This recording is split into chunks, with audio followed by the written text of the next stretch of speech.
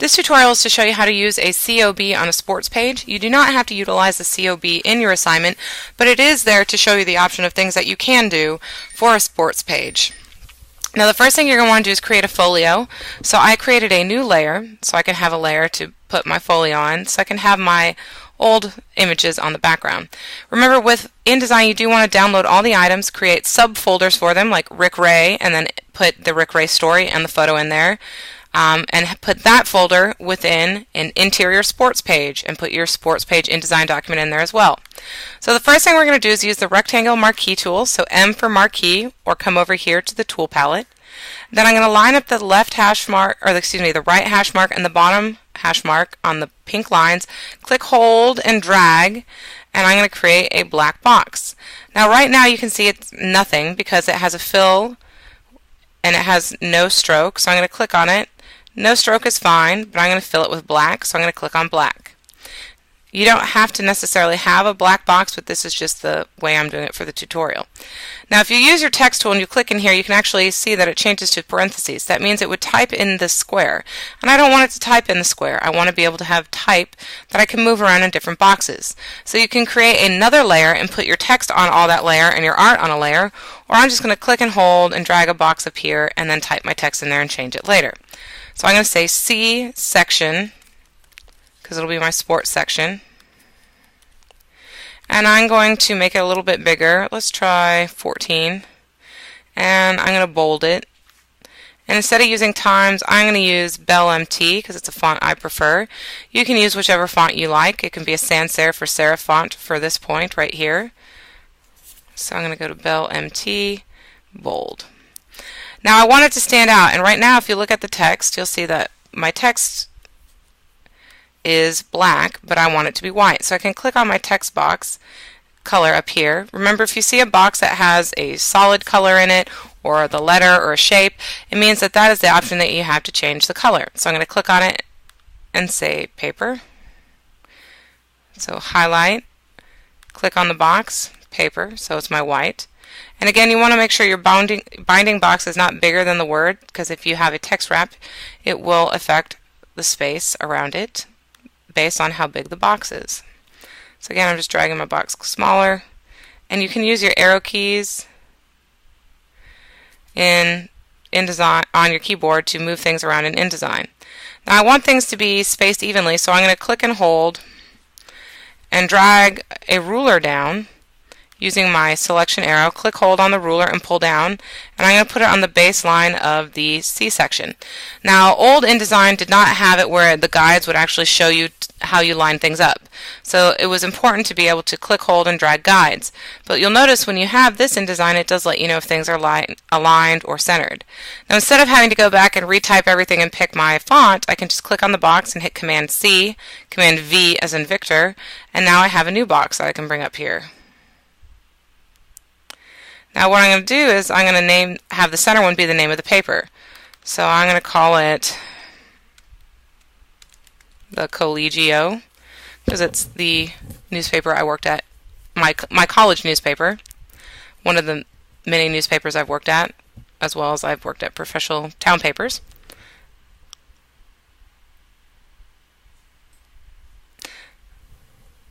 So once you get the name of your newspaper, you're going to copy it again, and you're going to need to paste it again and put the date. You are going to have to put the day because newspapers go on different days, and you're going to put the month, the year, or the date and the year. So I'm going to have to draw my box bigger because I know I have more text coming. And I'm going to say Tuesday, October, I'm going to say 31st because I like Halloween. And again, I want to draw my binding box so it's a little bit smaller, so it's not taking up more space than it needs to be. Doesn't really matter for a folio though, because I'm not going to apply a text wrap. Use the arrow key to move it over, and I'm almost done with my folio. I need to also create and let it know what section it's in. So we're going to do sports. It just says C section, it doesn't say sports. So I'm going to draw my box, and I should draw it the whole length of the page, which is from pink line to pink line. use my text tool, and I'm going to type sports. This way, since I drew the box from left to right, and if I hit center, now it's going to be completely centered within the whole page, not as well as the box. So again, I'm going to highlight this text, and I'm going to change it to Bell MT because I like that font the best.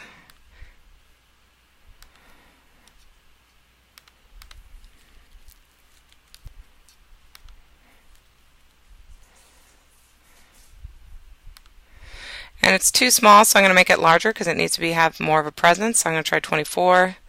Not large enough. Excuse me, I'm on a laptop. It zooms in when you push weird on the pad.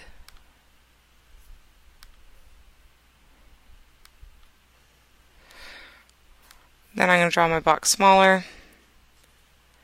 Move it up using the arrow keys or my mouse.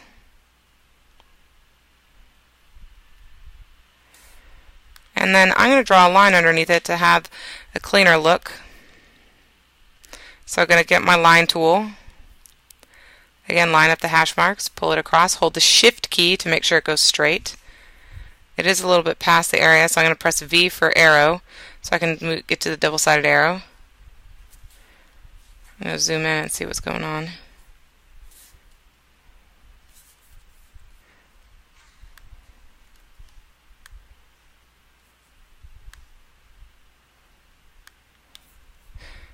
I'm going to put a stroke on it, and I'm going to make it black. I'm going to change the stroke from a solid to one of these. I'm going to go thick to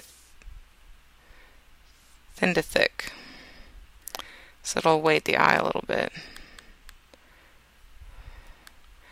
I'm going to say fill of none. And I'm going to make sure my line ends at the proper spot. And I'm going to move it up a little bit.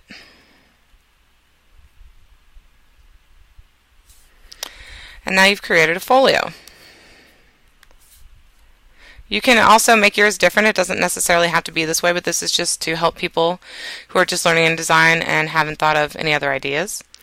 Then the next thing we're going to do is we're going to import Rick Ray and use the pen tool to help us create a text wrap.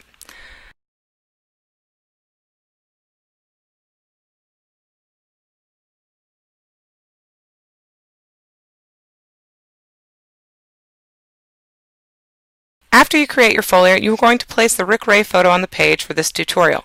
You do not have to utilize the Rick Ray COB in your final design, but it's an option for you to have. So we're going to go to Command D on the keyboard, or up to File Place. You always want to click on Show Import Options down here on the bottom, make sure it's selected, then select Rick Ray and press Open. Now this allows you to make sure that you only are selecting the layer that has the image on it. That's why I turned off the background layer in Photoshop. You can change layers by turning them on and off again by clicking the eyeball. So since I only want the top layer, the COB, I'm going to leave it like this and say OK. Click once and now I've imported Rick Ray. It looks like I would need to go back and get rid of this little empty area up here. So I will be grading you on your COB if you utilize a COB. So if it is not clean, then you need to go back and fix it. So I would need to go back and erase this and then re-export it. However, I'm going to leave it just so I can show you the COB text wrap. There are multiple ways to do text wraps. You can do shapes, you can do binding box, which means it will respect the box size around the image, or you can use the pen tool. The pen tool allows you to create shapes and have a text wrapped with that pen tool. So we're going to click on the pen tool, click and hold, and you want to use the regular pen tool. Now what you're going to do is you're going to click once at the bottom where its leg is, and then if you click and hold, you can then use the pen tool and rotate it around. And then move your pen back until you see that little V and delete the handle. Handles push the lines into certain ways and areas which make it difficult sometimes to work. So then I'm going to click again on the anchor point with the V so I can get rid of it. you're going to want to go to where his body bends and moves and make sure you have smooth, fluid lines with not too many points. Now I'm getting this white here because I have a white fill, so I'm going to say black stroke, so a 1-point stroke that's black with no fill. So now I'm going to go here and create one for his jacket. It doesn't have to go around every individual crease and bump, but you definitely want it to look good and not too awkward.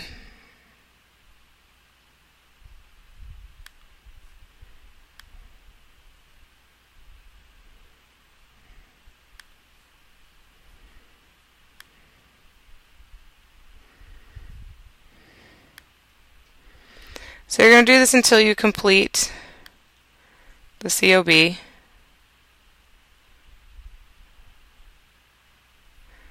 Again, I'm deleting the handle. Command Z allows you to go back in time if you make a mistake.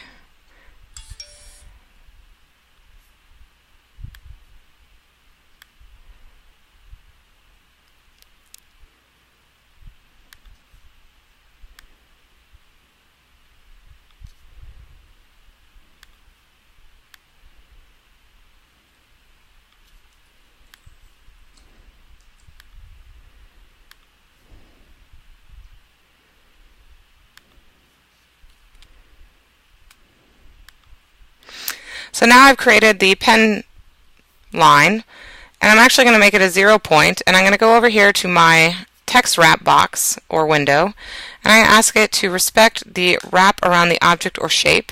Here's wrap around the bonding box, so I'm going to ask it to wrap around this shape. And then I'm going to bring the text over, and you're going to notice it's going to respect the space around Rick Ray. So I can actually drag the story over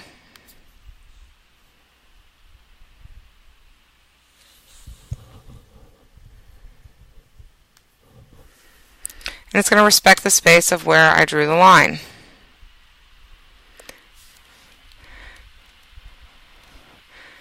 Now you don't want the text to be one big column or line of text. It makes it difficult to read. So what you can do is you can stretch it across all 5 columns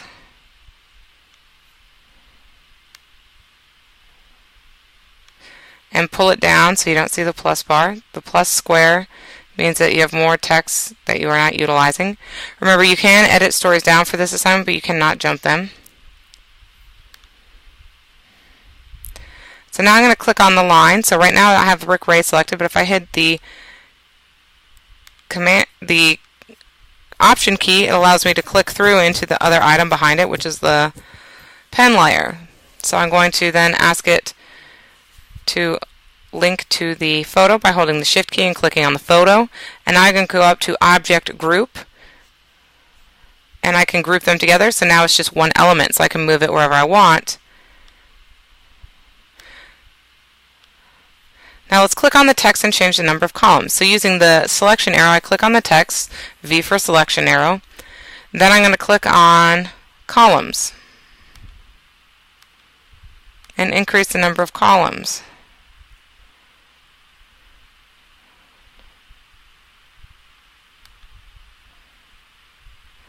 I think I like 5 better.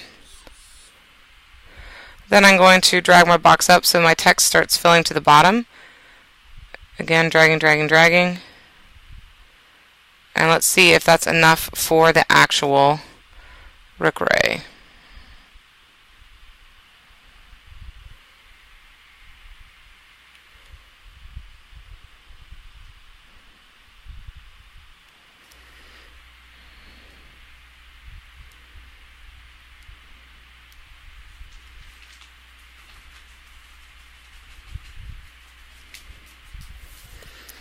So now you have your photos, and your cut line can be underneath Rick Ray, it can be off to the side. Again, I see the plus, so I'm going to pull the story down a little bit until the plus box disappears, because that means I have more text left.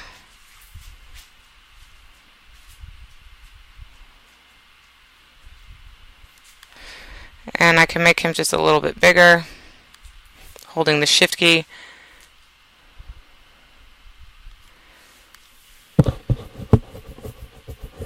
You want to make sure that there's enough text above his head and below him that it's legible, so I'm actually going to undo it and make it so Rick's just a little bit smaller.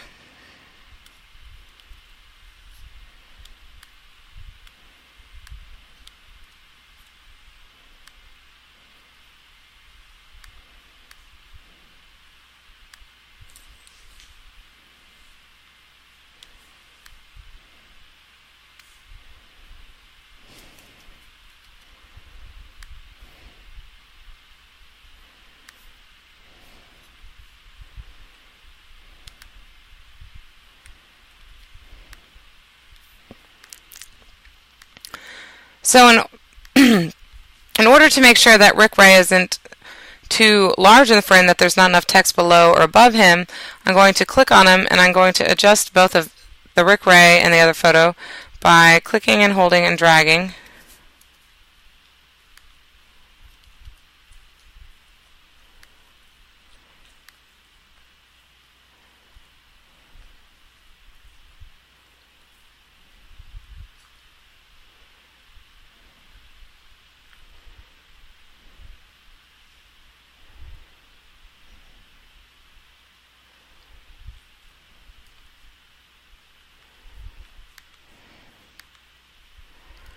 And now you can see I have space around Rick Ray. Now if you need to adjust the text wrap because there's not enough letters or there's too many letters too close to him, what you can do is you can select the actual path. So I'm going to ungroup it.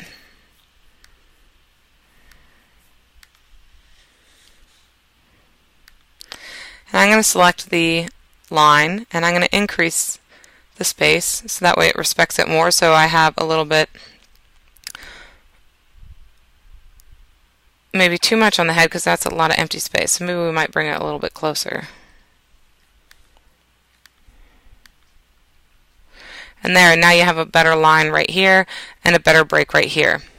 So again, you want to make sure if you're using a COB that you're having enough of a text in order to make it legible to read. Then all you would have to do is make a big headline for Rick Ray. Remember, consult your headline. If you have one column, it's usually a certain number of lines deep. This one should be 1. So you would write a headline here in a bold sans serif font. You don't have to necessarily do bold or sans serif. I just tend to like bold. Doesn't mean it's going to affect your grade any.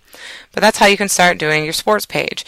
If you need to, you can refer to the assignment sheet for the sports page, so that way you can understand what is required of you and what items you need to put on the page.